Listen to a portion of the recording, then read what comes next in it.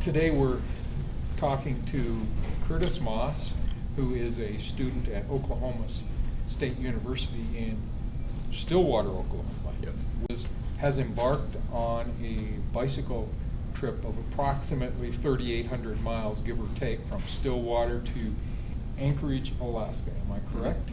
Yep. And Curtis, can you explain the general purpose of this rather epic bicycle trip? Well, it was just for me, really. I mean, it was just a bunch of fun, really. I mean, I had no real purpose or motivation other than for my own enjoyment initially. But it was suggested that, why not do something good with it? I mean, eco is right for some sort of cause. And I figured, well, I like study abroad sort of things. I mean, I've been abroad several times, never through a study abroad program through the college, but I've traveled a lot. I mean, I've been to all the states except Hawaii, most of Canada, Germany, the Middle East. So I mean, it's a good experience that I think everybody should have the opportunity to do if they want. And I think the best way for people to do so is through study abroad programs and while they're in college. Now you have the time, you have the resources to do it if you want it. So I'm just making more resources available by trying to raise money for these scholarships. How does that work?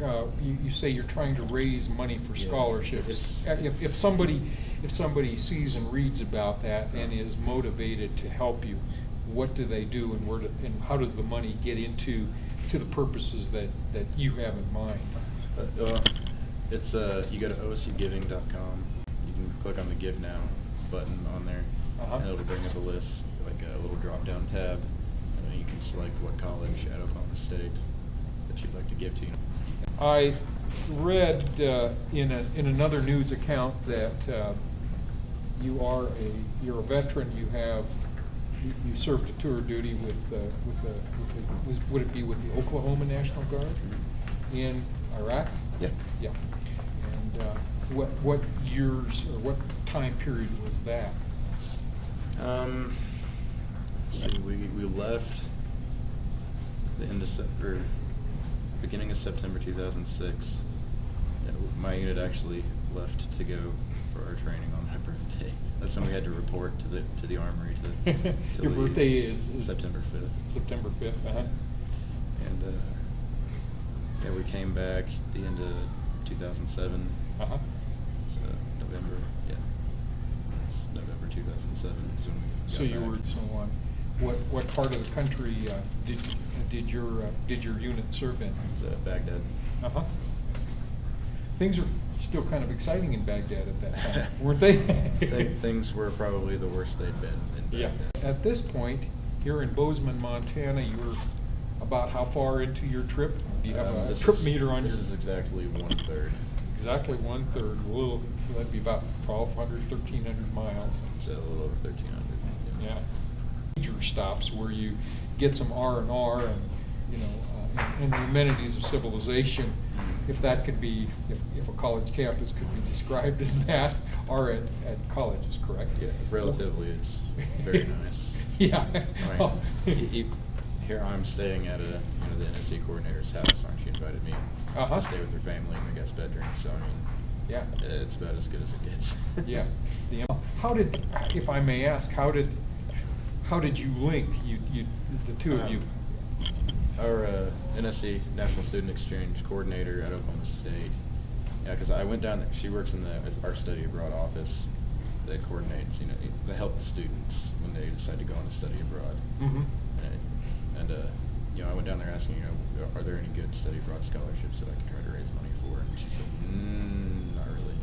There's a whole bunch of different ones for each college, but we do have this program called the National Student Exchange, and it involves colleges throughout the United States and Canada. And this is kind of not a whole lot of people have heard of the National Student Exchange.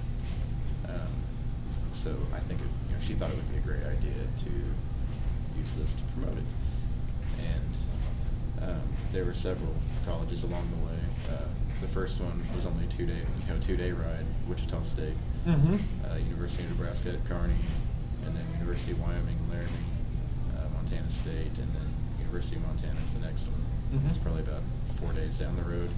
Right. And then the very last one is University of Alaska in Anchorage. You'll be going a fair chunk of miles. You are going through Canada as Mhm. opposed to, say, taking the ferry from Seattle or anything like that. Oh, that would seem like cheating. So, but in Canada, what I'm getting at, there aren't any universities or colleges that this is a Yeah. U.S. program, the National Student There are Exchange. some in Canada. Canadian colleges. There are some involved. Canadian colleges. Oh, But there was only one that was remotely close to my route. oh, so And it would have been like a 3-day diversion just to get to that. Oh, Yes, so it is. Canada Second is largest in the world. You will be, especially from east to west, you'll be going north-south, but Yeah. you'll have a long, long haul Yeah, of self-sufficient, well, as self-sufficient as one is, you know. Yeah, the halfway point is Jasper, British Uh-huh. Columbia. Yeah. Or is it Alberta? I don't know. It's like right there on the border. It's in the national parks area. Yeah, I see. You're just, it's not fundraising per se, it's I'm just telling people raising about it. awareness so Yeah. people know that it's there. And they can tap into it or do whatever on their own. Any college student that goes to a member university, they can go to another college that's a member of the NSE Uh-huh. and keep all of their financial aid, their scholarships, their grants, and pay tuition fees like they would if they were still going to school where they came from. I see. So you can basically just pay to get somewhere, and that's the only extra cost that it is. An economical way of broadening your horizons, in other words. And it's a very broad program. You can go to a college in the U.S. Virgin Islands, Uh-huh. or if you're from a big city and want to experience what's life in the middle of America, you could go to University of Nebraska at Kearney. So you can. The United States is a very big country and extremely diverse culturally. So just going from one place in the country to another place in the country is just as good as going to some other country. Sure, sure. 2 days, Uh-huh. 150 miles. Yeah. Yeah.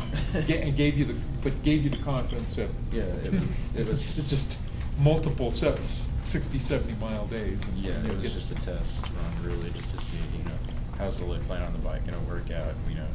Do I need to bring anything extra? What should I get rid of? What do I really need? Because I'm not on a touring bike. I'm on just an aluminum frame racing bike. Oh, really? Yeah, with the rack on the back of it. Uh-huh. So I pack pretty light. It's kept down. I keep my gear down to about 30 pounds. Oh, wow. In terms of scenery, in terms of people, what are the memorable things? Some of the memorable experiences or best day or days, and then of course I'll ask you the flip side of that, the things that maybe made you wonder why you were doing this. Okay. Well, the good days were. Let's see.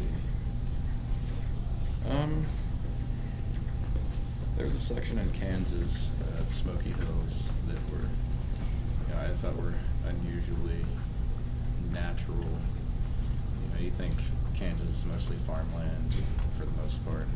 There's these hills there that were, just rangeland that didn't look like they had hardly any cattle on them. Mhm. It looked really natural. And there's some fences up, but it looked mostly untouched, and it was real rocky hills, a lot of little creek valleys with cottonwoods and stuff in them. Mhm. Not what you think of when you think of Kansas, really. Yeah. It seemed, like it should be much farther west than it was. The NSE coordinators have been just absolutely wonderful, and extremely accommodating. I think they're glad to just have the publicity for their program, and I'm glad to give it to them. After overnighting in Bozeman, Curtis Moss pedals west towards Manhattan on June 10th. He expects to reach Missoula this weekend and then point his bicycle north to Canada and Alaska.